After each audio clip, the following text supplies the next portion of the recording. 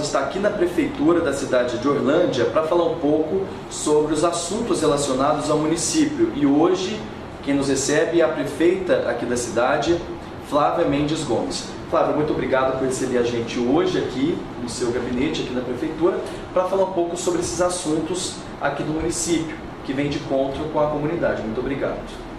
A gente aqui agradece, Estevão, a oportunidade de estar aqui no Tevoz mais uma vez, falando para todos de Orlândia e da região. Claro, para a gente começar a nossa entrevista, a última notícia, talvez a mais recente, que deve entrar em vigor ainda na próxima semana, dia 1º de outubro, é sobre o reajuste da tarifa de água aqui do município. Como que está o planejamento para esse reajuste? Estevão, a gente já teve a aprovação do projeto na Câmara, foi simplesmente um reajuste de acordo com a inflação deste período, que ficou quase 1 ano e meio sem o reajuste, e como a gente precisa fazer isso por exigência legal, a gente enviou o reajuste que entra em vigor então no dia 1º de outubro. E a novidade aí que nesse projeto a gente incluiu a tarifa social, que já existia no município de Orlândia por uma lei criada anteriormente, há muito tempo, muitos anos atrás, mas nunca tinha sido implementada. Então a gente está implementando essa lei e valendo também agora para os munícipes carentes do município de Orlândia, senão não teria sentido, é uma tarifa social, então existem alguns requisitos para que a pessoa tenha o benefício. E esse benefício vai proporcionar uma redução de 50% na tarifa de água dessas pessoas. Agora, esse índice de reajuste, no geral, vai ser em torno de 9%. Exatamente, gira em torno de 9%, em função, o índice que nós usamos foi o mesmo do reajuste dos salários e enfim, de tudo. Mas, como o período foi maior, quase 2 anos, então a gente teve aí um pouco mais do que 6%. Se uma pessoa paga R$15, vamos supor, o aumento vai ser de em torno de R$1,50 a mais nessa tarifa. Não mais do que isso. Agora, Flávia, a gente vê uma notícia de um jornal que publicou recentemente a informação de que essa tarifa social da água beneficiaria apenas 10% da população aqui de Orlândia. Mas essa tarifa realmente é para aquelas pessoas mais pobres que mais necessitam, seria isso, né? Exatamente. Infelizmente, a imprensa da cidade, no que se refere aos jornais da cidade, prestam normalmente um desserviço à população de Orlândia com informações que nem sempre condizem com a realidade. Mas, enfim, o que eles precisam entender, o que a população precisa entender é que a tarifa social, como o nome já diz, é para as pessoas que realmente precisarem do benefício. Essas sim vão ser beneficiadas. Que a gente não tem como precisar exatamente quantas pessoas ou qual é a porcentagem. A gente espera que as pessoas busquem a prefeitura para se cadastrarem e receberem o benefício. Não tem um levantamento ainda da prefeitura de quantas pessoas podem ser beneficiadas? Não tem esse levantamento da prefeitura, tem? É difícil ter esse levantamento, até porque a lei também prevê casos em que a pessoa está desempregada naquele momento. Então existe essa variação, a gente não tem como prever isso. Prefeito, você está com a lei aí, eu gostaria que você falasse quais são as pessoas que vão ter o direito de buscar esse benefício, que é a tarifa social da água. Muito importante a gente enfatizar.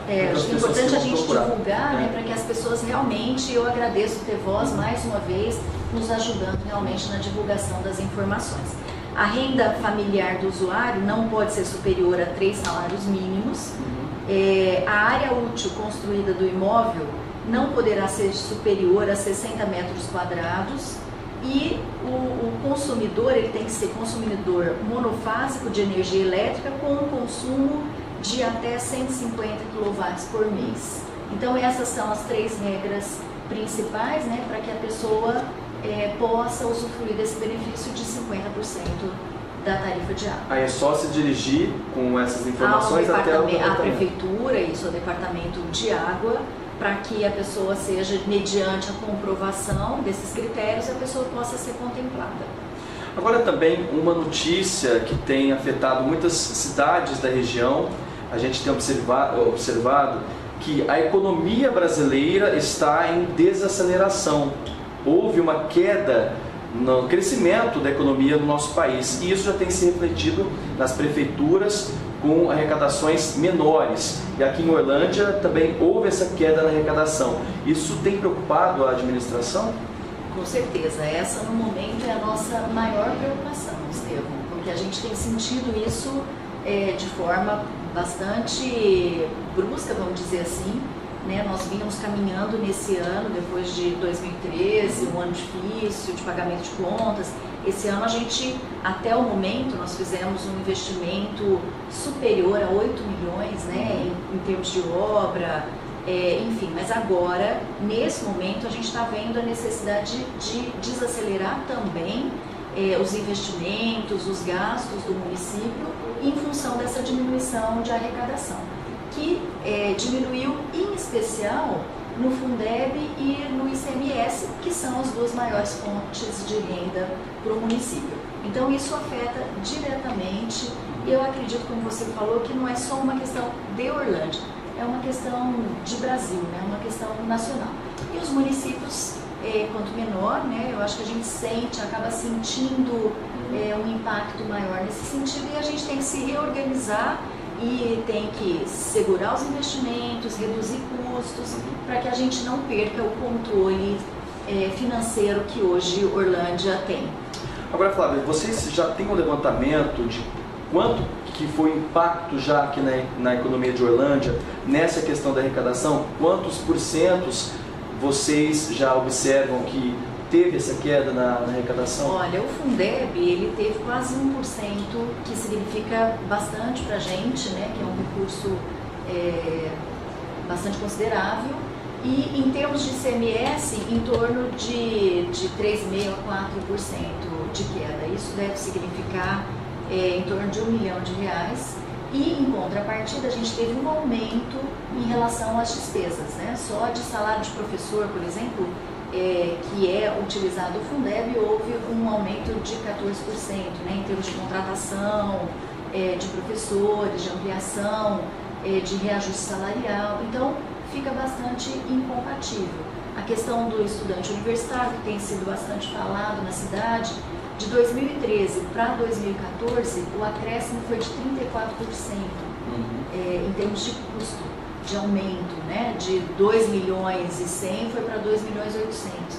Então, na realidade, a arrecadação não acompanha a despesa. A despesa aumenta muito mais do que a arrecadação. E por isso a necessidade de que a gente faça esses ajustes financeiros. Agora, está dando o que falar essa questão dos universitários aqui no município, porque hoje Orlândia custeia o transporte desses estudantes para várias faculdades da região, Ribeirão, Franca e outros municípios que esses estudantes precisam viajar para estudar, fazer a sua faculdade. Hoje Orlândia custeia 100% esse transporte. E não é só, Estevão, o transporte dos estudantes universitários. A gente custeia também, nesse momento, o transporte de ensino técnico, de segundo grau, de cursos de pós-graduação. Então, o volume é muito grande, né? Como eu falei, são gastos em torno de 3 milhões por ano. E a gente precisa repensar esse gasto para o ano que vem. O problema maior que a gente sente é que alguns vereadores, em especial, acabam fazendo politicagem em cima dessa situação, que é uma situação real de redução, e infelizmente por uma questão política, ao invés deles buscarem recursos, ajudarem o município a vencer, a superar as dificuldades, eles acabam usando a Câmara para fazer politicagem realmente e para levar informações erradas para os estudantes, para criar um clima de insegurança. Isso é muito ruim, né? Quem perde é o município, quem perde são as pessoas. Hoje sabe quantos estudantes viajam? São uma quantidade bem grande. Em torno de 1.500 estudantes. Sem pagar nada no transporte hoje. 100% custeado pela prefeitura. E na realidade, embora tenha sido um compromisso de campanha que está sendo cumprido e vai ser cumprido até o momento que nós tivermos fôlego financeiro, sem criar um problema e colocar em risco a questão financeira da prefeitura, enquanto isso for possível, eu vou continuar cumprindo o meu compromisso. Eu não posso ser irresponsável de assumir e manter uma despesa se isso não for viável, se essa arrecadação continuar caindo, mas tudo isso vai ser estudado juntamente com os estudantes, vai ser conversado com os estudantes, qualquer que for a medida em termos de redução vai ser conversado com os estudantes. O que está acontecendo na Câmara é pura especulação. Nós vamos decidir ainda o que vai ser feito para o ano que vem. Até o final do ano está garantido, então, o desconto. Está garantido. A gente não vai mudar a regra do jogo no meio do jogo, né? Então, por enquanto, isso é especulação mesmo, é politicagem, e infelizmente a gente tem visto isso em cada projeto que vai para a Câmara. Infelizmente, eu acho que a gente acaba tendo pessoas que se desgastam procurando aquele tema, né, lema de quanto pior, melhor. Isso é muito ruim. E o que para complementar, eu acho que não é justo, por exemplo, eu dei o exemplo do meu filho, que é estudante universitário e que se utiliza do transporte gratuito. Eu acho que não é justo, eu teria condição de arcar com o transporte dele, não precisaria do município arcar. Então eu acho que casos como o do meu filho existem no município e talvez a gente tenha que realmente avaliar qual é a necessidade de pessoas que têm condição de arcar com o transporte, arquem realmente com esse transporte, para que outros que não têm a possibilidade possam ser custeados, continuar sendo custeados pelo município. Eu acho que é justo isso, e eu queria deixar aqui um recado para os estudantes, já falei isso em outros momentos, mas eu acho que é importante reafirmar isso. Nenhum estudante, se não tiver condição, não vai deixar de fazer o seu curso universitário. Ele vai ser custeado pela prefeitura, esse transporte universitário, ele vai continuar sendo custeado. Desde que ele não tenha condição, ele pode ficar tranquilo em relação a isso. Os demais, se tiver alguma mudança na regra, vai ser previamente definido isso com os próprios estudantes universitários. Mas, Flávia, também se tiver alguma cobrança para esses estudantes que viajam para cidades da região, que nem vários municípios da região cobram transporte. Sim. Essa taxa também não vai ser uma taxa muito cara, vai ser uma taxa mais significativa. Vocês trabalham nisso ou ainda não fizeram essa avaliação? A gente ainda não fechou essa questão, né? A gente ainda não tem uma porcentagem ou um valor, né? Mas realmente não é uma taxa muito grande, porque a gente consegue baratear o custo desses estudantes, né? Por ser um número muito grande. Então não é nada, a gente não está falando em valores muito grandes, mas que a gente sabe que para alguns estudantes, por menor que seja o valor, ele não tem condição. Esses a prefeitura assume integralmente. Reunindo com os estudantes, como você disse, que vocês vão tratar isso com os estudantes, sim, deixar a política de lado, porque os estudantes não podem ficar no meio dessa guerra que muitas vezes os vereadores utilizam para isso.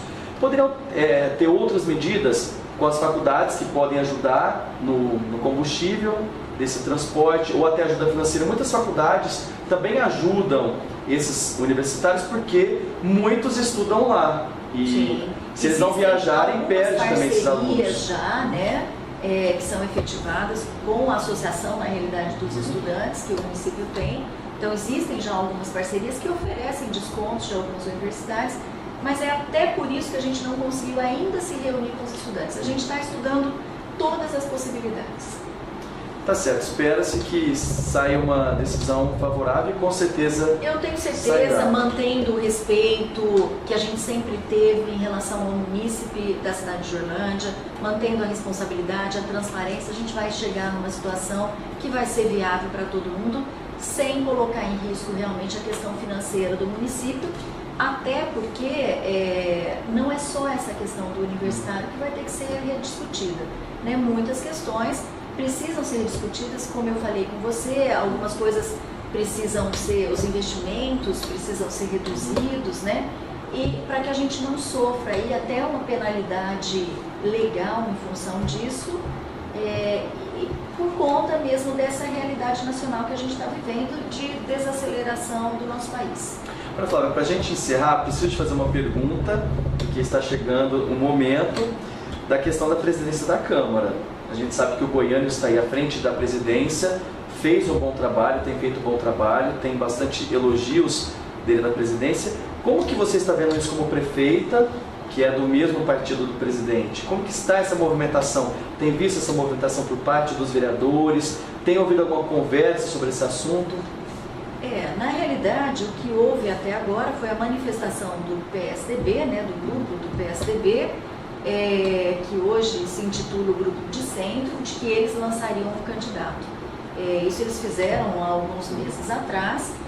A gente achou precoce esse tipo de posicionamento, por isso que a gente ainda não se manifestou, mas nós temos na nossa coligação 4 vereadores. A gente pensa também na possibilidade, eventualmente, de estar lançando alguém. E eu queria, assim, aqui, já que você falou do trabalho do Goiano, reforçar isso. O Goiano, sem dúvida nenhuma, pela pouca experiência, quando ele começou, ele tem se saído muito bem. Eu acho que o Goiano, ele tem nos ajudado muito, não só o Executivo, mas a nossa cidade, com a postura de ponderação, de respeito, de equilíbrio na Câmara. Então eu tenho realmente que deixar aí, parabenizar o Goiano pela postura à frente da presidência da Câmara, e o que eu realmente espero é que o próximo presidente, seja lá quem for, de que partido for, ele tenha a mesma atitude de ponderação, de respeito, de equilíbrio, de transparência que tem tido o Goiano à frente da presidência da Câmara. Mas acho que as discussões vão começar depois das eleições gerais do dia 5 de outubro. Eu acredito que sim. A gente está num momento, que é um momento nacional, estadual, enfim, a gente precisa decidir outras coisas antes e aí depois, posteriormente, a gente entra nessa discussão da presidência da Câmara. Tá certo, prefeita. Muito obrigado por receber a gente hoje aqui na Prefeitura e falar um pouco sobre assuntos envolvendo a comunidade, porque essas perguntas que a gente faz, com certeza, é o que a população comenta no dia a dia. E a gente precisa repassar essas perguntas do jeito que a população fala. E eu acho importante, e parabenizo a vocês também do Ter Voz, pelo respeito que vocês têm com a população de Orlândia, levando sempre a informação realmente como ela e dando essa oportunidade a mim e a toda a administração, que faz parte aí dessa administração atual, para que a gente possa realmente levar os esclarecimentos à população. A população merece ser respeitada. Ok, obrigado, viu, prefeita? Conversamos, portanto, com a prefeita aqui da cidade de Orlândia, Flávia Mendes Gomes, falando um pouco sobre os assuntos relacionados ao município aqui de Orlândia.